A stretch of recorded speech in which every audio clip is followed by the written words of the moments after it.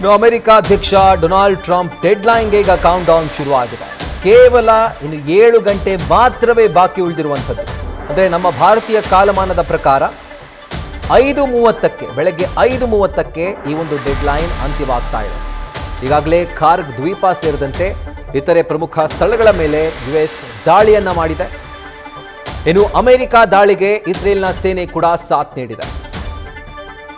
ಇವತ್ತು ಅಮೆರಿಕ ಅಧ್ಯಕ್ಷ Donald Trump Iran surrender ಆಗಲಿಕ್ಕೆ ಒಂದು ಕೌಂಟ್ ಡೌನ್ ಅನ್ನ ಕೊಟ್ಟಿದ್ರು, ಡೆಡ್ಲೈನ್ ಅನ್ನ ಕೊಟ್ಟಿದ್ರು. ಅಲ್ಲಿನ ಕಾಲಮಾನದ ಪ್ರಕಾರ 8 ಗಂಟೆ, ಅಂದರೆ ನಮ್ಮ ಭಾರತೀಯ ಕಾಲಮಾನದ ಪ್ರಕಾರ ಬೆಳಗ್ಗೆ 5:30. ಇನ್ನು ಕೇವಲ 7 ಗಂಟೆಗಳಷ್ಟೇ ಬಾಕಿ ಉಳಿದಿರುವಂಥದ್ದು.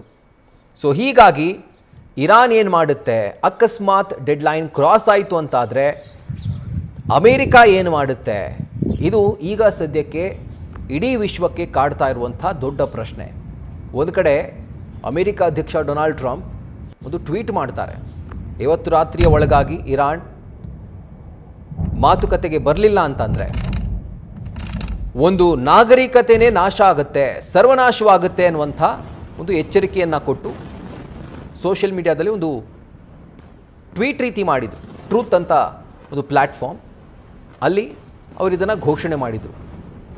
ಆದರೆ ಅದಕ್ಕೂ ಕೂಡ ಇರಾನ್ ಸೆಡ್ಡು ಹೊಡೆದಿದೆ. ನ್ಯೂಸ್ ಫಸ್ಟ್ ನಿರ್ಭೀತಿಯಿಂದ ನಿಮ್ಮ ಪರವಾಗಿ.